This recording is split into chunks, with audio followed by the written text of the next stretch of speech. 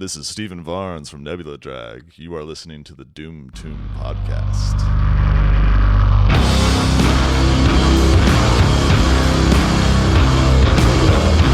Hello, everyone, and welcome to the Doom Tomb Podcast, the podcast for all things stoner, doom, and sludge. My name is Chris. I am your host, and today we have both members of Year of the Cobra, Amy and John. Let's get right into it. This is Year of the Cobra.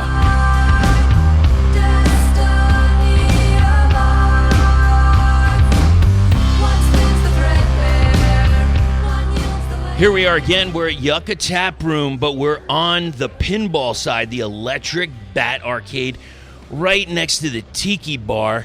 And I'm with both of the members from Year of the Cobra. How you doing today? We're great. Thank you for having us. Yeah, we're doing awesome. Now, I love this night because you had some heavy hitter before you, the band Sonoran, based out of here, bringing a lot of thunder. And you know what? I thought, it's like maybe there was some, you got to step up the game, right. Because they threw it down. But, I've seen you guys a whole bunch of times, and it's like a no-brainer.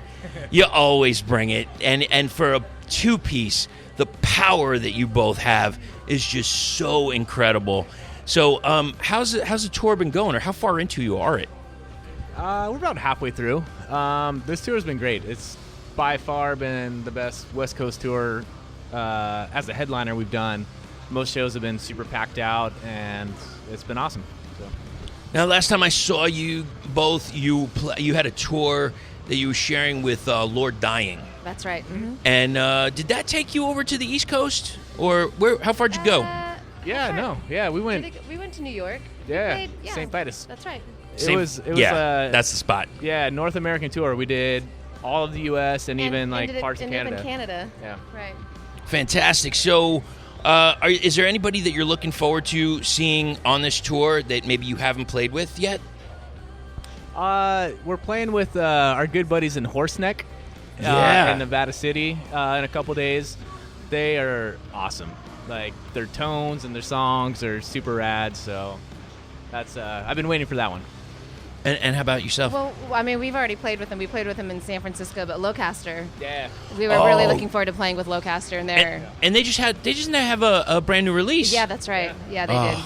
Yeah, it's like I have it, and I have been bogged down with submissions for all new material. So sometimes I'm like, did I listen to that already? Was it Locaster? Was it Low Pan? Right. I'm just trying to remember, like, who is this, and where am I in this picture here? Yeah. So you guys, you both have a new release out, right? And it's on Prophecy Productions. That's correct. Is that correct? Yes. Okay. Do you know where we could get Prophecy Productions on social media?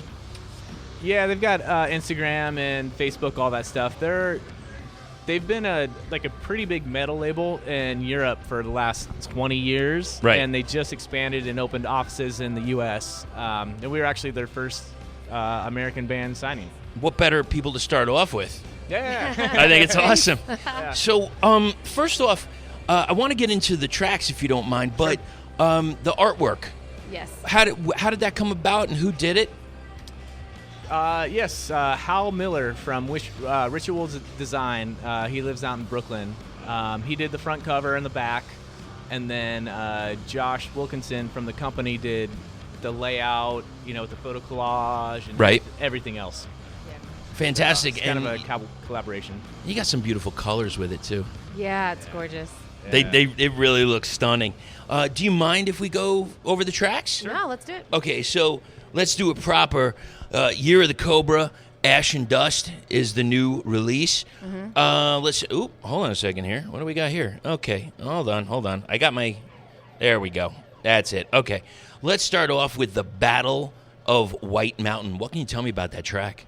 I was inspired by a tour that we did last year. We did a European tour with Toke, and we played a small town in the Czech Republic called Slavonice, and it was so beautiful that I just kind of, started reading about Slavonice in the Czech Republic and read about this battle Right. Actually, a battle of White Mountain that happened, a really long time ago.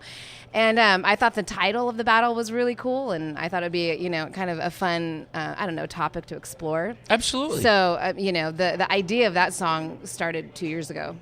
Oh, fantastic. Yeah. And what can you tell me about the Divine?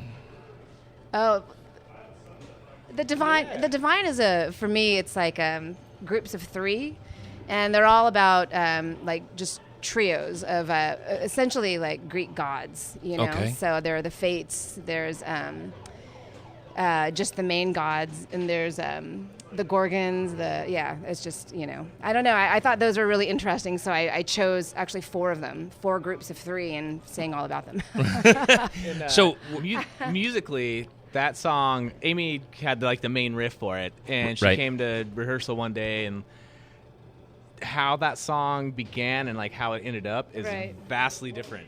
It was a lot more technical and a lot more notes and a lot more complex. And then we kind of stripped it down, and Yeah, I mean, the vocal melody is just almost one note. Yeah. Right. So, yeah. it was one of those classic songs where like there was too much going on, and then we kind of just brought it back. And like let's this thing groove. Yeah, sometimes you just want to keep it simple. Yeah. And let it breathe. Yeah. And I love it. What can you tell me about the title track of Ash and Dust? Yeah, Amy and I are both, grew up in like punk rock and the hardcore scene, so that kind of song I think is always A part of us. any It has record to that be. we put out, and Right. we write those things really quickly and easily, and And it's really fun to do, yeah, Just get a nice burner just to rip through. Yeah, Yeah. absolutely. and for me it's I love heavy music, but I want some kind of change on an album, and like Of it's course, got- and that's the thing. I mean, people probably get sick of me talking about the roller coaster of an album, but it's so important. And when I hear you guys do a burner, and then hear you do something like from a previous release, Cold, and it's plodding, and it builds and it drives, and it's not a screamy vocal, Right. and it's a almost like a tender vocal. And then it just builds and builds and builds until the crescendo. And I love that. I just absolutely love that sound. Awesome. Well, you know what? I apologize. Let me just take a break from this for just a second, because I saw something interesting with your kit. And every once in a while, I overanalyze how people have things set up. And I noticed that you keep your cymbals like fairly high. they're super high. Yeah. Yeah. Yeah, they are abnormally Is there high. for a drummer, for yourself, what does that do for you over keeping them low? It has to do with how I play. I hit the drums hard. I kind of Yes. don't know a different way to play drums. It's not as satisfying just kind of like sitting on a jazz set and just kind of like, doing Yeah. that, it's cool in its own right, but for me it's I gotta hit them hard, and so to put them up high, it's more accessible. I'm not gonna drop a stick. I'm not gonna like hit my hand on a rim and bust a knuckle. Right. Everything's kind of spread out. I got you. Yeah. And I've noticed that your playing style, you have some swirl to you. It's not straight up and down. It swings around, and that I can understand why the high cymbal would make it comfortable as you're bringing your arms around. Yeah. I know it sounds geeky, but I don't know. I'm sorry, No, but no, it's awesome. But it's just like I see. I go to enough shows and I see enough bands, and I'm just curious, like how and. Here's a question I don't think I've ever asked a drummer, is how do you keep the stick in your hand without having it fall out? Because do you have hands of sandpaper? Because it's like I would have sticky stuff. Yeah, okay, there my you go. My thumb split open as we speak. That's it. And on longer tours, I build up the craziest, thickest calluses ever. Right. And then I'm fine. It's always like the short little kind of one-off tours where I'm like, oh, all right, this finger's falling apart and half my thumb is falling apart over here. We have a lot of super glue in the car. Yeah. Do you Jimi Hendrix. Do you still do that? Where you glue it together? Oh yeah. Yeah, I've seen that. Yeah. Now, would you ever play with, like, would you ever use like a tacky substance or like a tackified glove? I know like Vinnie Paul from Pantera, he used to use tackified gloves. I probably should, because then I wouldn't have to super glue my hands together, but I'm a purist, man. Like, just putting on gloves just doesn't feel right. Yeah, and you almost feel like, I'm not trying to be rude, but like it's like putting a condom on. It's like it's a different feel. Totally. And totally. when yeah, we all know. And when you, because it keeps it like you're almost like, for lack of a better term, you're closer to the drum. Yes. And it's more natural for you. I mean, I have gloves. Sometimes, at practice, I'll put them on if my hands are kind of worked. But I have a hard time kind of, adjusting to feel, because the gloves get in the way. It's like, oh. That's exactly it. It's the feel. Yeah. And, I've seen people where they have different, you're doing a French hold or an American. Yeah, for the standard, for however you or however you hold it, and it's just a different way. Even I was talking with Shane from Source and Via Vengeance, and he's been taking up jazz, and it's blowing his mind because here's a heavy hitter, and he does his own one-man doom band, and he's playing guitar and drums at the same time. Yeah, all live, no loops, and now he's in this thing where he has to have a whole different vibe and. Probably lower cymbals. Yeah. Probably very much lower cymbals. Yeah. It's tricky. Many years ago, Amy is a great songwriter, and she, writes many different styles of music. And she had a bunch of pop songs that we jammed out with our old friend. And right. It was tricky. Because I could not lay into my drums. Like, I kind of had to just kind of like sit back, and it was a totally weird adjustment, but it was a cool challenge. I like doing it. It's a muscle memory issue. You're reprogramming. Yes. Now, if I can ask, what kind of songs were we playing? Are we playing like 80s stuff? What are we doing? I mean, it wasn't 80s stuff. I was writing a lot of stuff on a keyboard. Right. And I was writing a lot of music just on Logic, like on the computer by myself. So the style of music that I write for that is really completely different than the style of music that I write on a bass. Right. Just the feel of it, all of it is completely different. So it was really, it's all really cute and poppy. Yeah, poppy with like lots of harmonies and and like tons of like, I mean, it would have been very difficult to play live because I had so many, like just so much stuff going on. Right. Yeah. We would need many people to play. And computers and is stuff. That something for a side project possibly? I love doing it. I would still do it if I had the time. Absolutely. Really? Yeah, So, like, I still have all the songs. And what would you say? What does it kind of sound like? I don't know. What do you think? Man, that's tricky. It's like a weird cross between like Beck and like something super poppy, Yeah. So I like don't an even know. all pop, basically, right? Yeah, exactly. That's hey, why not? There's a band correct me if I'm wrong. There's a band called Fox Medicine, and they play something that I've never heard before, bubblegum doom. Oh. It is. Wow. It's like almost like cute doom. Huh. Yeah. Which those two words usually don't go together. Yeah. No, but right. it works, and it sounds. I love that there's something. After a while, we all hear the big heavy riffs, and we all love that, and we hear the loud and bashing and stuff. But when somebody just goes a little bit outside the box, it's fun. Right. It's something 100%. different, and hopefully advance the genre. Yes. Yep. So thanks. Let's move forward to the next track, Demons. Oh, Demons. Yeah. That's one of my favorite songs right now. Yeah. We've always talked about experimenting with adding in like a keyboard. Right. Because I'm originally a piano player. So we just did it, basically, essentially. Right. Yeah, we kind of, we're not done. This is just the beginning of kind of our experimentation with keyboards. But yeah, this is the first song that we wrote where, we can actually play it live and we don't need an extra person to actually play the keyboards. Right. I think we started writing the song and we're like, it needs something.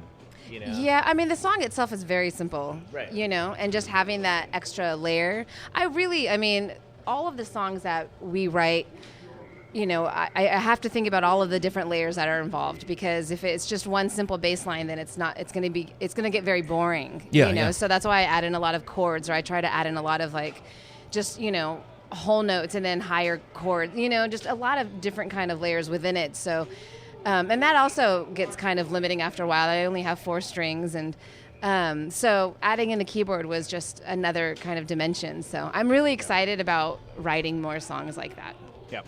That's awesome. Now, for keyboards or for piano, do you have a favorite piano player or somebody that you're like, I really don't know how they did that? I mean, I really listen. I like classical piano. So my favorite composer would be like Bach. Mm-hmm. I love what he does. I think it's amazing. It's really interesting, and it's really, I don't know, it fits my mathematical mind really well. Right. You know, how everything fits in perfectly. And I like Beethoven a lot, too, because his music was really angry. Okay. And sometimes beautiful. Sure. You know, like it has a lot of emotion involved in it. Do you have a particular Bach track that you like? I know it's silly to say a track, but like There's one of the favorite ones that I played was an Italian concerto. It was really beautiful. Really? Yeah, and it was very, very technical, but it was Sure. really cool. Like I listened to it a lot, and then I said, you know, I have to play that song. And so I learned it. Right. Yeah. I if I had to go, I would say Bach's Toccata and Fugue in D minor. Oh. That's Yeah. You know, I mean, almost all of his like prelude and fugues are just so incredibly interesting. You know, his fugues, I love his fugues. Yeah. I know, and it sounds weird talking about it with you Right. know on a Doom Tomb Yeah. podcast, Right. but hey, I think it's awesome that, and I sometimes I swear I feel it as I see you two on stage, where you're drawing from that, whether Sure. you I know think so. whether it's subliminal or whether it's intended, and it's just again it's progression of the genre, because Right. if you don't, it dies. Right. It's like all the other genres that have come and gone, and like, why did it go? Well, it didn't progress. Right. And you're doing that, which thank you to you Thank both. you. Thank you, man. That means a lot. I really appreciate that. What can you tell me about Into the Fray? Oh, into the John. You know, John sits there and writes a lot of guitar riffs on GarageBand. And he'll just sit there, and he just, you know, he like just puts on his little headphones and starts like writing, and then he'll be like, "What do you think of this? Or what do you think of that?" And he just throws a lot of stuff. And Into the Fray he played, and I went, "Oh my God, that's so good." So then I have to take it and rework it for bass, because he's writing it all on guitar. Right. You know. And it was the last track we wrote for the record. It was, We cut a lot of songs out for this record, and we were one short. You know, we're like we probably cut out 3 songs. We We're cut like, out a few. Right. Man, we need one more song that kind of fits like Yeah. where we're going with this, and So that's when he threw out like, well, Like Amy I've said, been, it you was know, like- writing, you know, listen to some of these, you know, and Right. that riff was so cool, and not all of the stuff that he writes is workable on a bass, just because he's not thinking about it in those terms. Sure. You know, but that song worked beautifully. It's so awesome. You know, as soon as that riff starts, your head just starts to bang. You Yeah. know? It was cool. The first time we ever played it live, this dude just came like running from the back and was like head banging. It was like a beeline to the front of the stage, and I was like, "All right, I think that riff's gonna translate." I saw something interesting tonight in the crowd.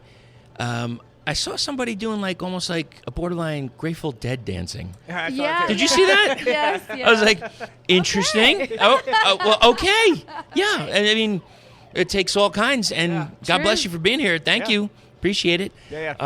And I hope they come back again for another show. They were super sweet. They stopped to say hi when I was packing up our gear tonight, and they were Yeah. asking me about like my favorite bands, and were Right. super engaged and interested about us. So Yeah, and they knew who we were. I talked yeah. to them before the show. they've seen us too. before. Yeah, so that's cool. I love it. I just love a great, diverse bunch of people just enjoying music, coming out. I mean, Yucca Tap Room, man. You've played here before. Last time you wore out your bass drum. Oh, that's right. Yeah, broke your head. Yeah, that's right. That was fun and exciting. But you know what? The show went on, and I think it was Mike from Mike from Wolves Winter. Yep. Yeah, he gave you the drum. He saved the day.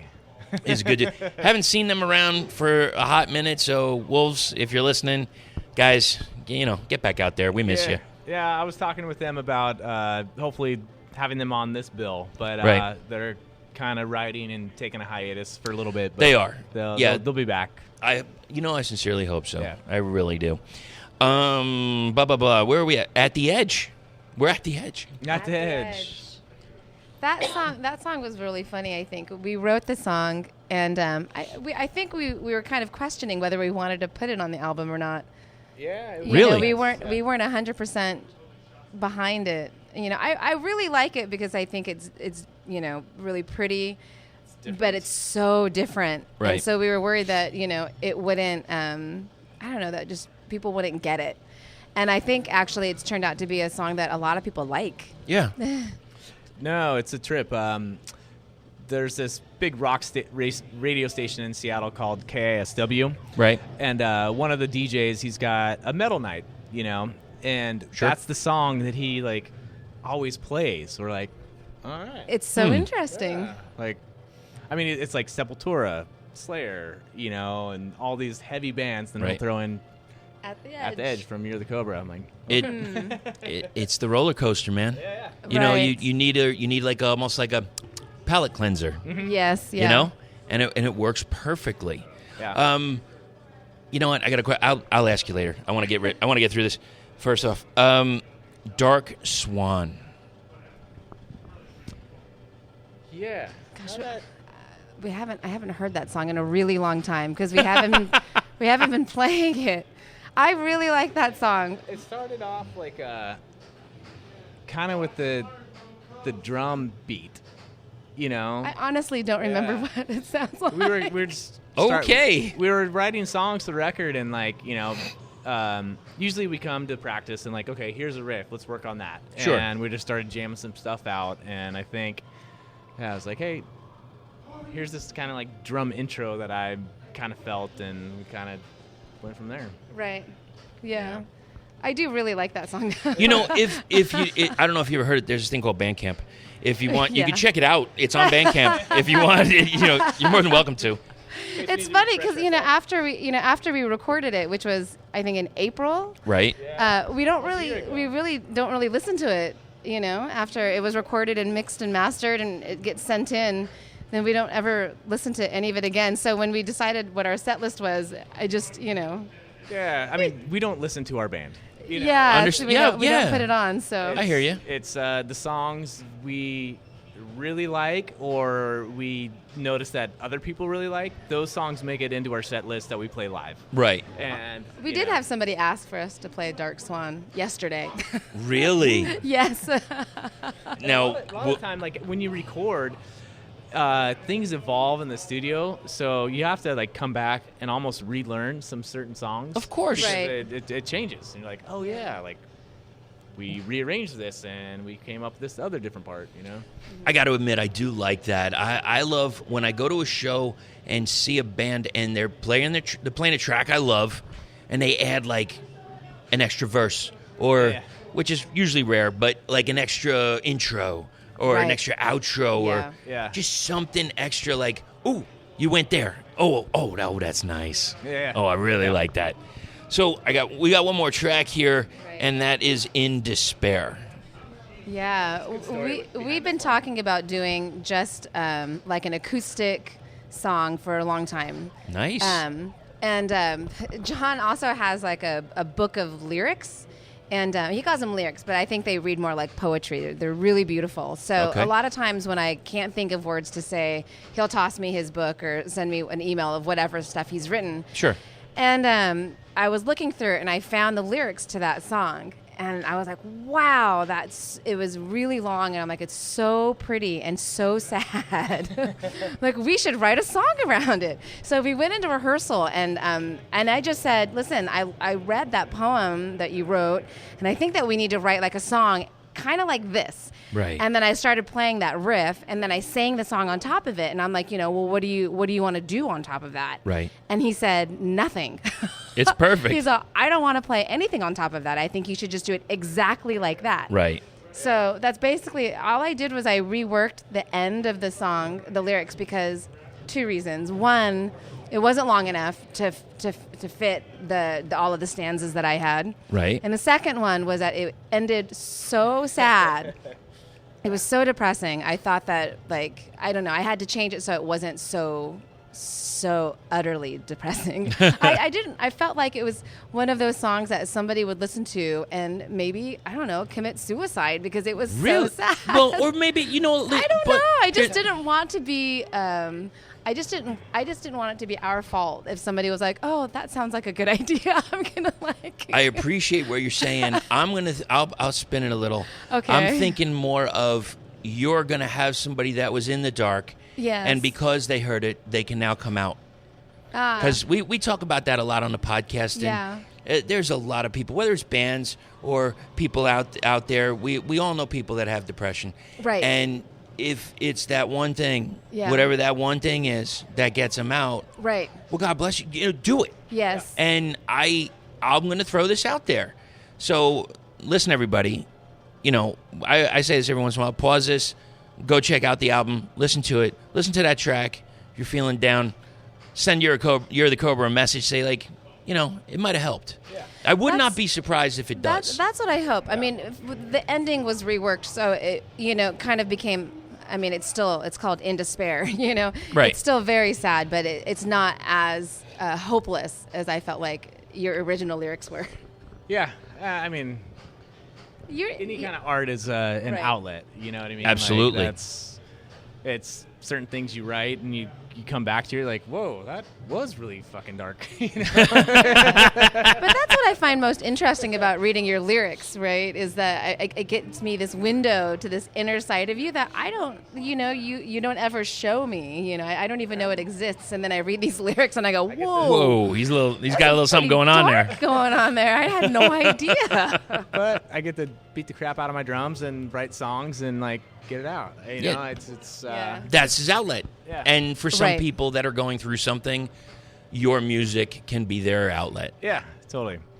So, so go ahead. Oh no, I was kind of going back to, like, Amy had all these ideas about not a lot of ideas, but drums and stuff, and the way she sang it and how she was playing it, I'm like, there's nothing I could add to what you're doing right now that would make it a better song. I was like completely kind of floored. I'm like, you've nailed it.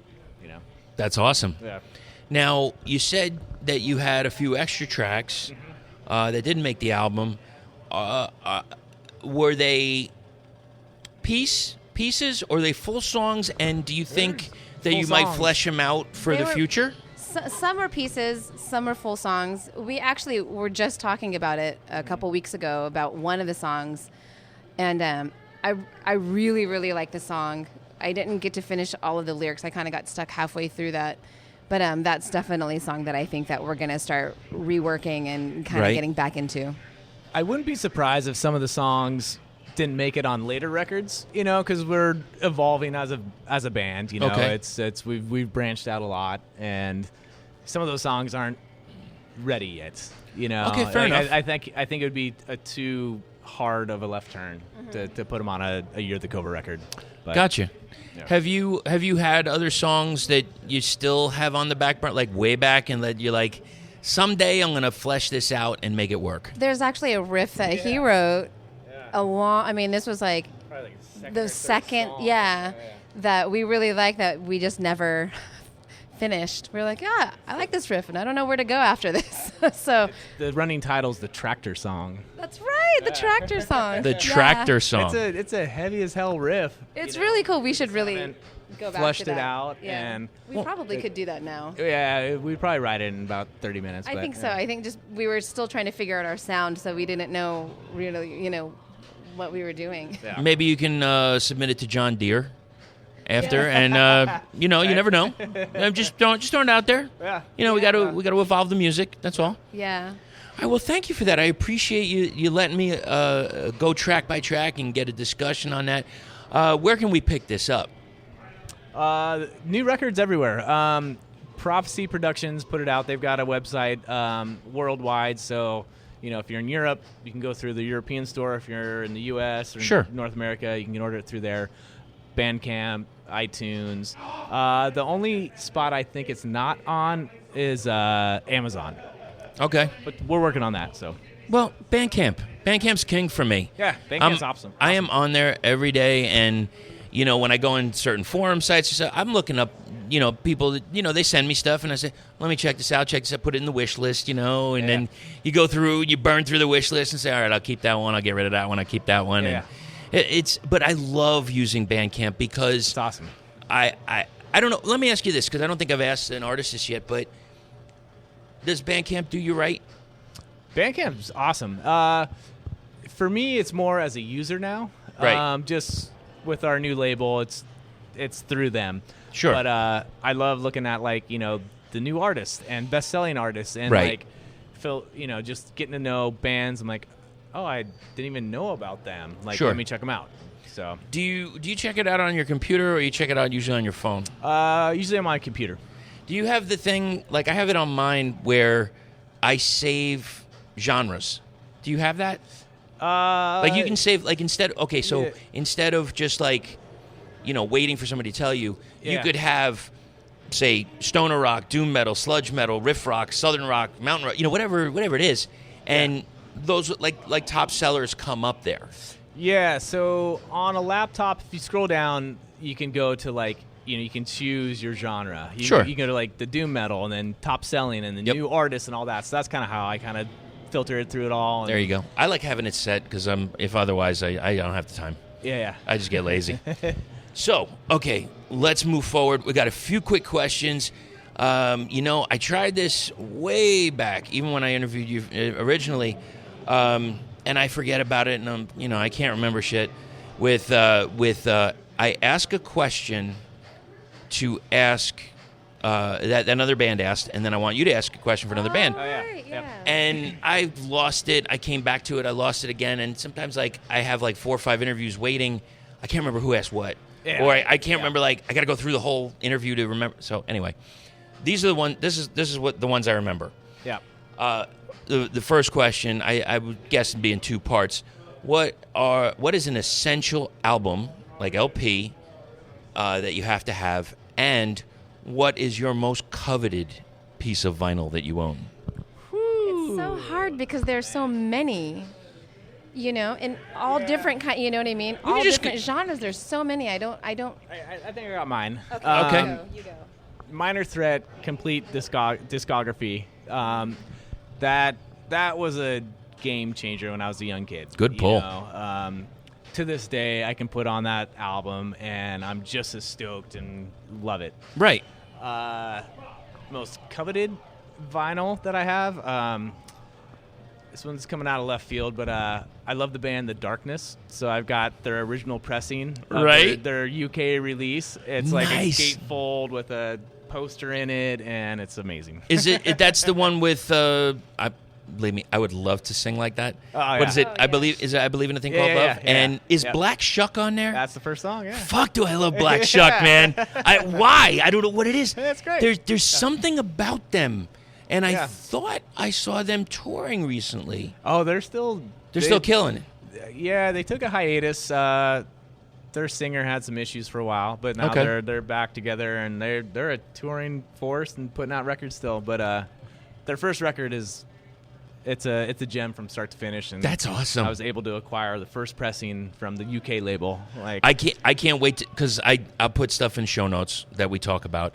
I can't wait to put that video yeah. in there. Well, I might even do both. I don't know if Black Shuck has a video, but I'll do the thing. I believe in a thing called, because it's really spacey and weird. Oh yeah, and the video's just- rad. Yeah, it's just insanity. So okay, do you have something? I honestly don't think that I can Okay, narrow how about it down. I mean, I think if I move or when I move, the two most important things, like the two things that I have to take with me Yes. on any move, Yes. are all of my records and all of my books. Okay. And then when we met, you know, like when we really decided that we were very serious as a couple was when we combined our records. Ooh. You know what I mean? Oh. Like, that's a big one. You went there. We did. Yeah. And as soon as we did that, then I was like, okay, this is actually like for real, you know, Yeah. because before that I was like, no. No. These are my These are records. mine. Those are yours. Those are your yeah, records. We're not going, you know. So, I mean, I honestly cannot. I can't. I have no idea. I mean, does he treat your records with respect? absolutely. Okay, 100%. and how about Totally. She takes care of your stuff? They're ours now, you know. Very nice. I mean, like there are certainly some that were definitely just mine from my childhood, like my Joe and Jet record. It was like Right. the very first record that Was, I got. You know, Joe and was it Jet, Bad the Reputation? Heartbreakers. I don't even remember what it's called. Was It the has one with I Love her, Rock and Roll like, on it. It she's was the on the- whole band. Oh, it was her, on the whole front. band on the cover. Yeah. Interesting. No. It's her and then the band on the back. Okay. Yes. Okay. And Amy's got like a pretty like not thorough, but like a vast 7-inch collection of like old punk rock bands too. Oh yeah, my 7 inches are awesome. Dave, You you know, probably got some Like winners some there. really like some cool Gigi Allen stuff. And, Really? Oh yeah. A really cool, like some Minor Threat too, and some. Lookout Records Yeah, stuff a at lot the of Lookout time. Record stuff. I mean, all of my punk rock albums are the ones that I think are my most So those are your important coveted ones. Yes, Yeah. all of the punk rock ones that I have. Dayglo Abortions. Oh, absolutely. I Ooh. have that. Reagan Youth. You know, The Business. Black Flag. So, do you ever go on Discogs or anything and like Neurosis, I have like their first, like, you know, from their the very first like 3 albums. Oof. Yeah. That's you know what I mean? Blessings. Original, like, So- so yeah, I mean. So what you're telling me yeah. is this gentleman, he's got the goods. Not only he's got a wonderful woman, but also you got a good collection there, brother. It's good stuff. Like- we got We got when some we good stuff. when we combined, it was It was great. funny all Okay, the cool. duplicates we had too. Yeah.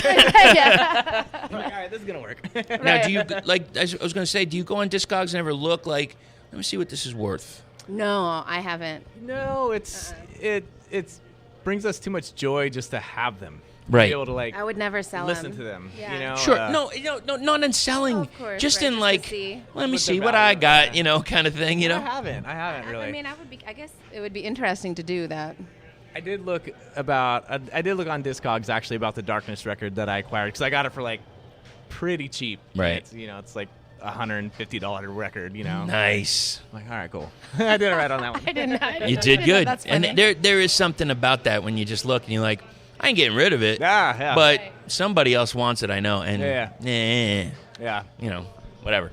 Yeah. All right. So, also, very important question. I can't remember whether I asked it before, but this is such an important question. We have to ask it several times, probably on this podcast, and that is about toilet paper. Yes. Over or under? Over. Yeah, we're unanimous about this. Over. You're both going over. Yes. Okay. I will tell you. I'll be straight up with you. I'll be honest. I'm an over. Yeah. I'm a full over. Yeah. Again, honey, my love. Under is losing. It loses so far every time. Yeah. So again, Jen, you can contact Year of the Cobra and tell them, like, give us your explanation of why it should be under, which I just don't understand. Yeah. The only thing I could imagine, and I'll be honest with it, is if you have a cat, I was just gonna say that. Right? The only time the under is good is if you have a cat. and Yeah. she's not a cat person by any means. We have a dog.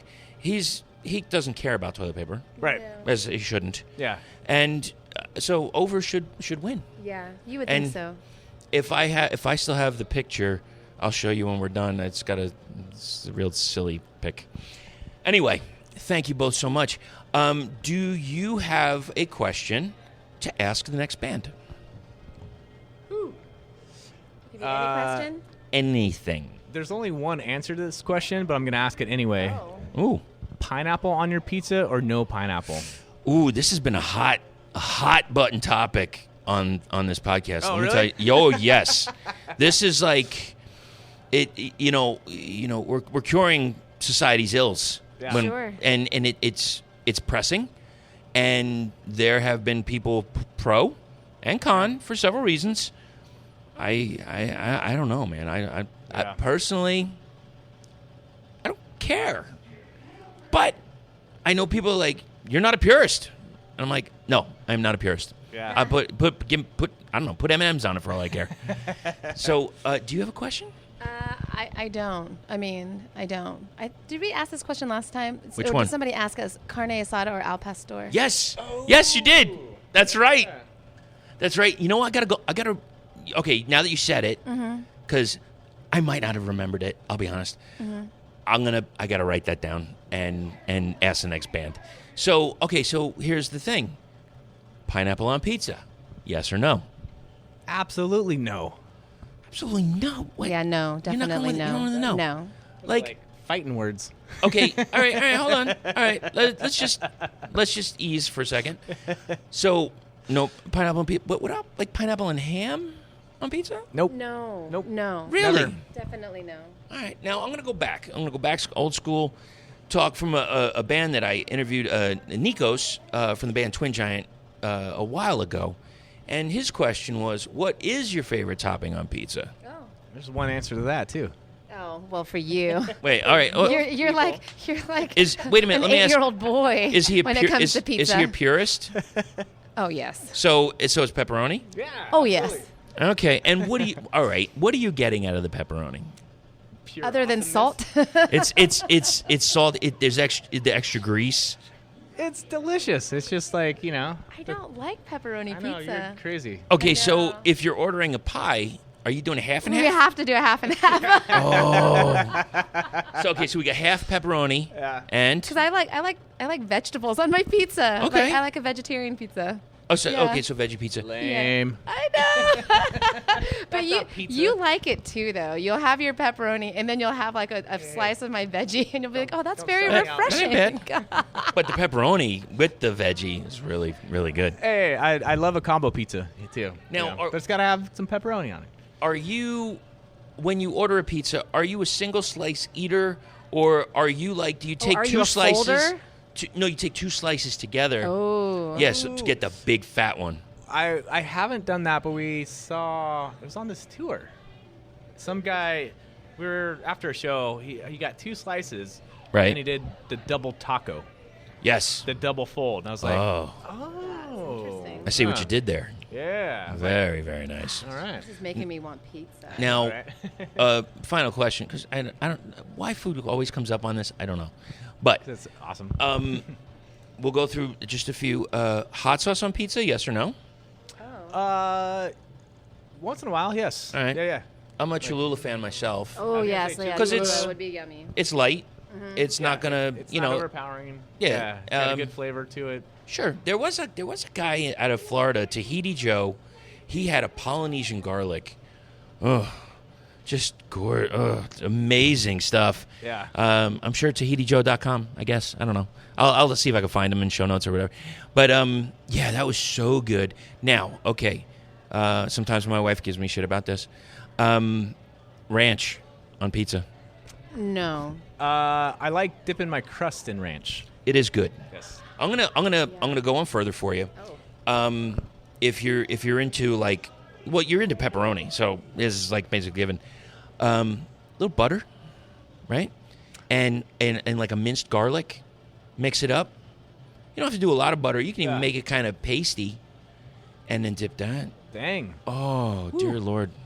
That is some awesomeness. I mean, it's a heart attack waiting to happen, but, you know, So is pizza. yeah, pretty much. But it's so good. So is there Yeah. anything else? Because, like, I'll be honest with you. Some days, you know, it's like pizza's good. Don't get me wrong, but I need a condiment somewhere. And, you know, like, I look at food a lot, and they're really like condiment carriers.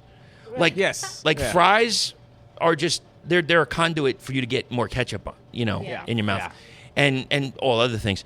So, is there anything else that you would put on pizza? And we'll go away with salt and pepper I because like those an egg on pizza. really. Yes. The first time I had it, I was in Thailand, and I mean, they were. I mean, I don't know. They put an egg on it. It's like a sunny side up egg, and they cook it in there, and it's delicious. Have you ever had the breakfast pizza? Like no, people make that sounds actually so good. So it's like Oh yeah, I've seen that. regular pie. Yeah. You got egg. You got all the Are you vegetarian? No. Okay, so it's like got like sausage and all that other stuff, and it is it's so good. There used to be. I mean, breakfast is just so good. I want that now. I Breakfast know. pizza. It's something. So when you go home after the tour, you go don't go crazy and get a pre-made boboli dough. Yeah. And throw some eggs on it and throw some of that and then boom, there you go. Yeah. It's a win. It's a win. I like wins. For the Like a win. Yeah. One quick thing, and then we'll end this. And thank you for your time. Thank you so much No, for you thank guys you. hanging out. It's after the show. You probably just like, let me just go home and sleep. No. This is awesome. Thank you. Thank you. For a dessert, do you prefer sweet or savory? We're both pretty savory people, Yeah. but Okay. I will not ever let a chocolate chip cookie go to waste. No. Soft Soft. chocolate chip? Yeah. Thank you. Yeah. Very, very good choice. Very good choice. Would you ever put that on a pineapple pizza? Oh, Ah, that's sacrilege. I know. Believe me, it taste just of a good chocolate chip cookie. Yeah. it just I would never do reminds. that to a chocolate chip cookie. They're nothing but goodness. Why would I ruin that? It takes me back to being in high school, and all my friends and I, all we would do the entire lunch period was eat. Yeah. And there were young ladies that would buy a full lunch, and they're like, "Do you want this? Do you want that?" Yeah. Full hour. Just all we did was eat. And we used to have Friday was pizza day. So you take the piece of pizza and you buy like 3 of the soft cookies, and then you fold it up and eat it. So you're getting sweet, you're getting savory, you're getting salty. It is so good. I loved it. I thought it was awesome. I'm like, look, I'm gonna eat all of that stuff eventually. Why not have it all in one shot? Why separate it? But it's good. I'm telling you, it's good. Wow. All right. All right. Garlic powder, onion powder on a pizza? No? No. I mean, sometimes. I mean, I could on a do crust, it. Yeah, sure. but, yeah. Yeah. Yeah, the only other thing I go with is like adobo. I love adobo. I could throw adobo on everything. Yeah. So good. I call it the magic spice. Magic spice. Yeah. So thank you both so much. Now, what can we see from after this tour? What can we see from you in 2020? What else is happening? Just more of the same. We head home for about a month or 6 weeks, and then we've got a Canadian leg tour that we're doing. Then we go back home for a bit, and then we're playing Monolith on the Mesa Fest. Awesome. Yeah. I talked to somebody tonight. They were getting tickets, and it's like, I want to see if I can get an Airbnb, how far away it'll be, because I missed it last year, and I don't want to miss it this year. We played the after party last Sure. year, and it was really one of the coolest U.S. festivals that we've ever been a part of. Really? By far. It was amazing. And yeah, we've done some pretty cool U.S. festivals, but how it's organized, how it's ran, how they treat the bands, how they're thinking about the attendees as well. Right. You know, like And the location. I mean, the location, the building, inside and outside, and all of the the desert. It's incredible. It's beautiful. I've seen the videos for the outside. They're doing stuff inside too. Yeah, they're Oh, wait, two at the stages. house. Yeah, they have there's yeah. a stage inside, and then there's a big stage outside, and then Right. there's like all of the camping in the back that have these giant tents with sofas and DJs, and I mean huge bonfires everywhere, and like just hanging out and having a great time. It's nothing like we've really seen, you know. at all. Yeah. You heard it. So, Yeah. hey, Monolith on the Mesa. Yeah. If not for Year of the Cobra, what else? It's, Yeah, it's the new up and coming cool festival, hands down. Awesome. And they got, the lineup this year's crazy. It's super good. So It is insane, Yeah. and I hope to see you both there. yeah. Thank you so much for your time. Sincerely appreciate it. Safe travels. If I don't see you, have a fantastic 2020, and look forward to seeing you next time on tour. Yeah, thanks again, Chris. Appreciate it, man. Yeah, thank you so much. Thanks. Have the best night.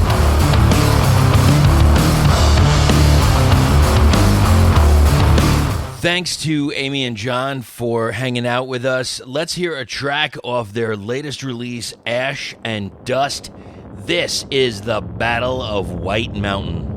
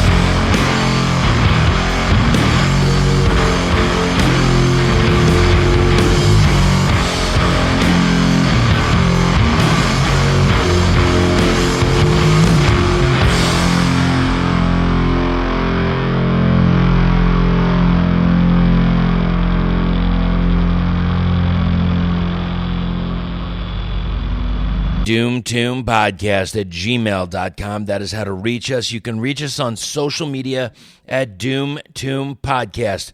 Hope you're all safe and healthy out there. And until the next time, meantime and in between time, check us out on craniumradio.com Sunday afternoons, 6 to 9 p.m. Eastern Standard Time. If you get a chance, check out some Bandcamp pages. Maybe buy some merch every once in a while. And we will talk to you soon. Stay healthy, stay happy, and stay heavy.